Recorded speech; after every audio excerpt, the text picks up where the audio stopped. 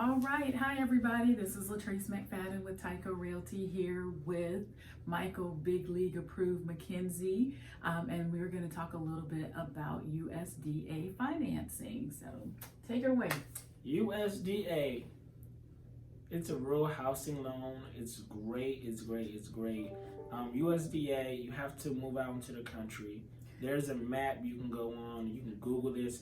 Just type in USDA home loan map, and you can actually put in the address that you're interested in just to see if it will qualify for USDA.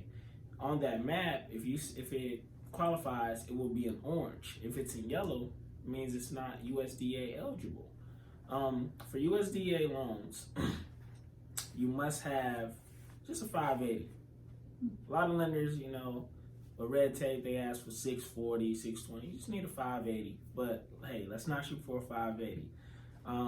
USDA, their debt to income ratio is 41% back in. That's the highest. It can't be 42, can't be 41.9. I have tried, and they will not do it. It has to be 41% back end ratio. What does back end ratio mean? Back end ratio is when we add up all your current debt, then look at your housing debt, and that's how we get the back end.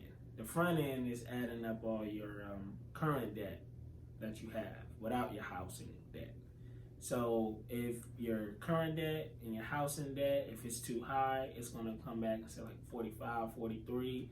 But if it's low, might say like 38. And then we just submit it to USDA through GUS. That's their underwriting system before we send it into USDA. And if GUS says you're approved, then you're approved. Excuse me. With USDA, they also it's also a loan where you don't have to put no down payment. You just have to come with closing costs. So that's great. So if you want to move out into the country, hey, you can move out in the country, no down payment.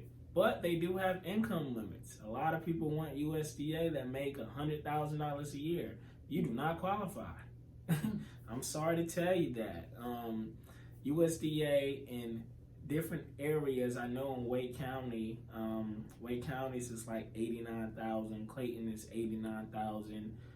Amelin's County is about 60, I think 65,000. I'm not too sure. I'm not looking at it. But they do have income limits. So if you make a lot of money or have a lot of household income, that can stop you from going USDA too. So be very mindful of your income. USDA, they ask for 2 years tax returns. So if you truly want to go USDA, please have your tax accountant give you those 2 years tax returns. If they're not going to give them to you, stop using that accountant. Because we definitely need 2 years tax returns. That's a requirement for USDA. Down payment assistance with NC Housing. Sometimes they offer USDA for down payment assistance. Sometimes they don't. It's like a daily thing. We just have to check. But realistically, you don't need down payment assistance. You're getting closing costs. And USDA, you can still get 6% max closing costs from the seller. Or you can talk to a cool lender, and a lender can possibly give you closing costs too. Any questions? So you mentioned household income. Is USDA based on the household and not the borrower? Is that correct? Okay. Household. So if you have a spouse and your spouse make 50,000 and you make 50,000, fortunately you all do not qualify for USDA. But if your spouse doesn't have a job and you have a job, 50,000, you qualify.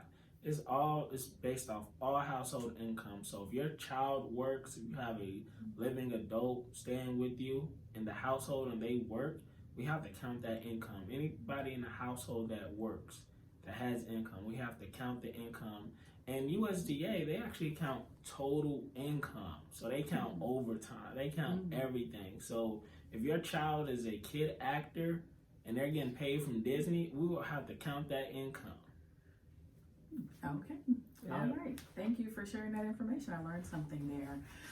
Again, Latrice McFadden with Tyco Realty, Michael Big League approved. Reach out to us to get any additional questions answered about USDA or any other loan programs. Thank you.